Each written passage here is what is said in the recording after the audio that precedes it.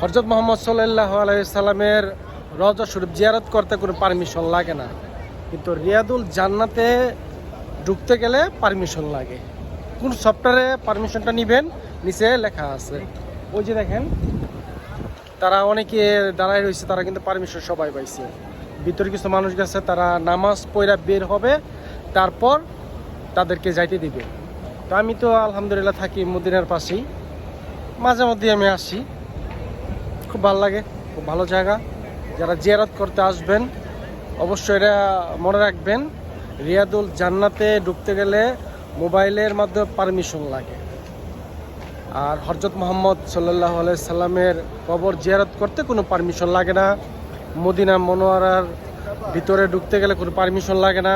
Permission শুধু লাগে রিয়াদুল জান্নাতের ভিতরে ঢুকতে গেলে।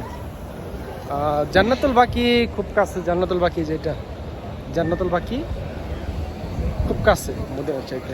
তো ভালো থাকবেন, আল্লাহ হাফেজ।